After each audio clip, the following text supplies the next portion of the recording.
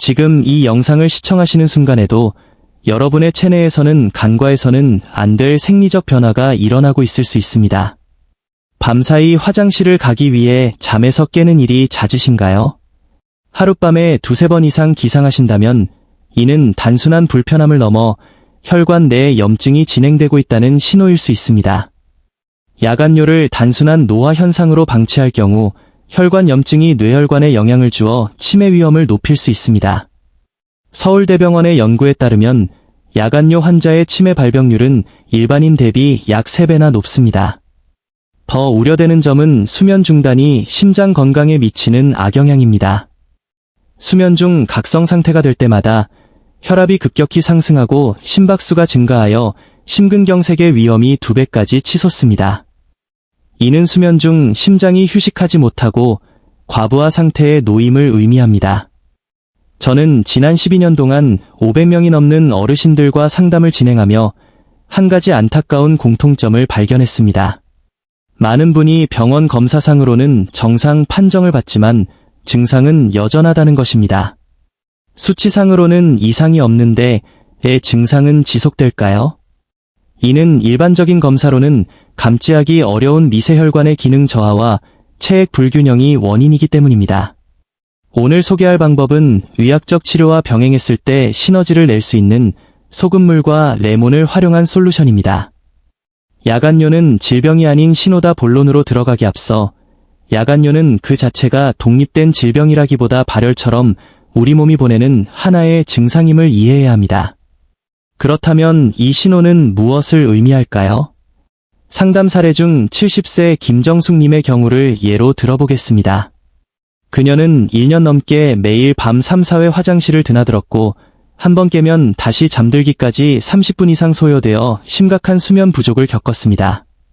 이로 인해 주간 졸림증, 외출 기피, 대인관계 위축 등 삶의 질이 현저히 떨어졌습니다.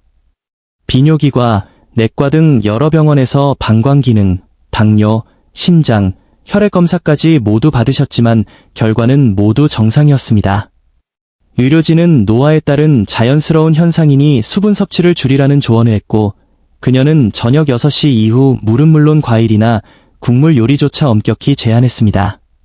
초기에는 증상이 호전되는 듯했으나 일주일 후 구강건조, 어지럼증, 변비, 피부건조 등 탈수 증상이 나타났고 야간뇨 횟수는 다시 원상 복구되었습니다. 상담 결과 그녀는 주간에도 수분 섭취가 극도로 부족한 상태였습니다. 여기서 중요한 사실은 야간뇨의 원인이 단순히 물 섭취 과다에만 있지 않다는 점입니다. 역설적으로 수분 섭취가 너무 부족해도 야간뇨가 발생할 수 있습니다. 야간뇨의 생리학적 원인 분석 우리 인체는 밤이 되면 항이뇨 호르몬 ADH를 분비하여 소변 생성을 억제하고 숙면을 유도합니다. 그러나 노화가 진행되면 뇌하 수체에서 이 호르몬 분비가 감소하여 야간에도 주간과 동일한 양의 소변이 생성되는 야간다뇨 현상이 발생합니다. 또 다른 원인은 체액의 이동입니다. 낮 동안 중력에 의해 다리 쪽에 쏠려있던 수분, 부종이 밤에 누워있는 동안 혈관으로 재흡수되어 신장으로 이동합니다.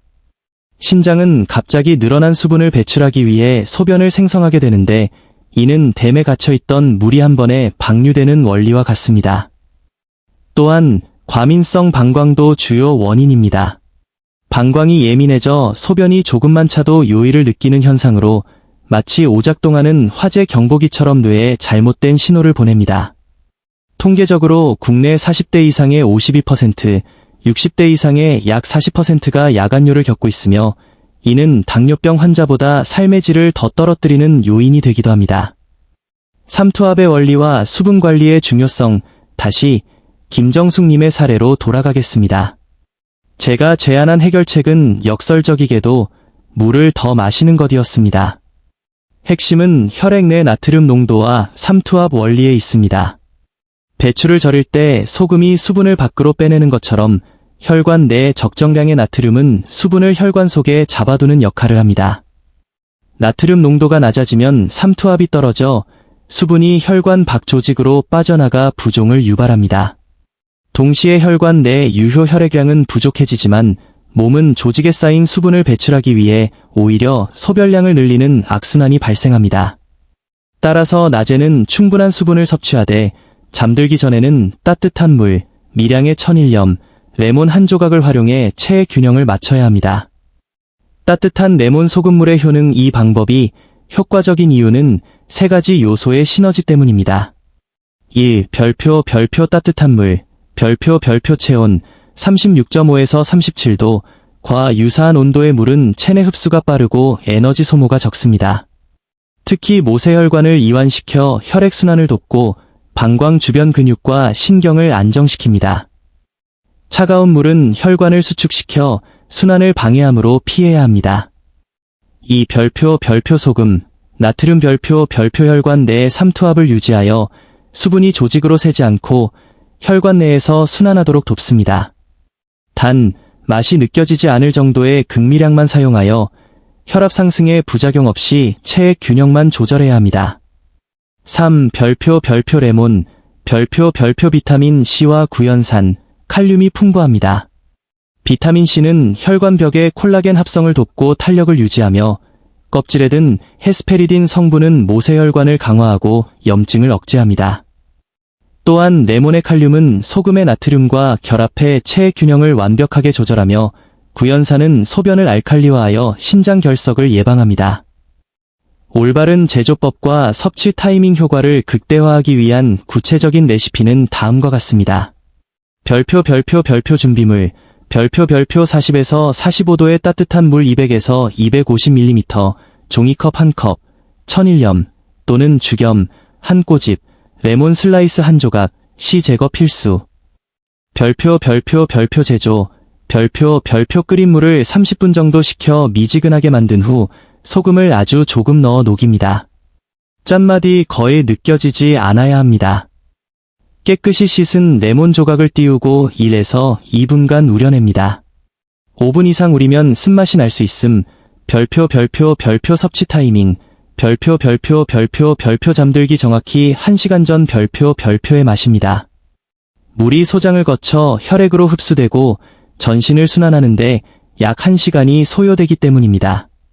별표 마시는 법, 별표 10에서 15분에 걸쳐 천천히 음미하며 마십니다. 급하게 마시면 신장에 부담을 줄 수 있습니다. 별표 섭취 후 행동, 별표 마신 직후 눕지 말고 30에서 40분간 앉아있거나 가벼운 활동을 하여 수분이 체내에 고루 분산되게 합니다. 취침 직전에는 반드시 화장실을 다녀와 방광을 완전히 비워야 합니다. 주의사항 및 생활수칙. 이 요법을 실행할 때 주의해야 할 점들이 있습니다. 1. 별표 질환자 주의, 별표 신부전 환자는 수분 및 전해질 조절이 중요하므로 반드시 주치의와 상의해야 합니다. 2. 별표 약물 복용, 별표 고혈압약, 이뇨제 포함, 복용자는 약 복용 2시간 후, 기타 약물은 30분 이상의 간격을 두고 이 물을 마셔야 합니다. 3. 별표 적응 기간, 별표 우리 몸이 새로운 습관에 적응하는 데는 보통 2주에서 한 달이 소요됩니다. 최소 일주일 이상 꾸준히 실천해야 합니다. 4. 별표 식이 조절, 별표 저녁 식사 시 국이나 찌개 등 염분이 많은 음식은 피하고 저녁 식사 후에는 레몬 소금물 외의 수분 섭취를 제한하세요. 야간요 개선을 위한 추가적인 생활 습관도 병행하면 좋습니다. 별표 하체 스트레칭, 별표 저녁 8시경 다리를 벽에 올리거나 스트레칭을 하여 하체에 쏠린 체액을 순환시킵니다. 별표 케겔 운동, 별표 항문과 요도 괄약근을 조이는 운동을 하루 30회 반복하여 방광 조절 능력을 키웁니다. 별표 수면 환경, 별표 스마트폰의 블루라이트는 멜라토닌 분비를 억제하므로 취침 전 사용을 자제합니다. 많이 궁금해하시는 점들을 정리해드립니다. 별표 대체과일, 별표 레몬 대신 유자, 귤, 오렌지 등 감귤류를 사용해도 무방합니다. 단, 자몽은 고지혈증 약물 등과 상호작용하므로 주의, 별표 아침 섭취, 별표 아침 공복의 레몬물은 해독에 좋지만 야간요 개선이 목적이라면 반드시 저녁 취침 1시간 전에 드셔야 혈관 내 수분 균형을 맞출 수 있습니다. 별표 온도, 별표 65도 이상의 뜨거운 물은 식도 손상 위험이 있으므로 체온보다 약간 높은 미지근한 온도를 유지하세요. 김정숙님은 이 방법을 시작한 지 2주 만에 야간 기상 횟수가 2회로 줄었고, 한 달 후에는 숙면을 취하는 날이 많아졌습니다. 부수적으로 손발 냉증이 개선되고, 아침 기상 시 컨디션도 크게 호전되었습니다. 이 방법은 약이나 수술이 아닌 생체 리듬과 체액 균형을 회복시키는 자연스러운 치유법입니다. 하루아침에 변화가 오지는 않지만 꾸준함은 분명 여러분의 밤을 편안하게 바꿔줄 것입니다. 나이가 들어 당연한 증상이라 여기지 마시고 오늘 밤부터 작은 습관을 시작해보시길 권장합니다. 편안한 밤과 개운한 아침을 맞이하시길 진심으로 응원합니다.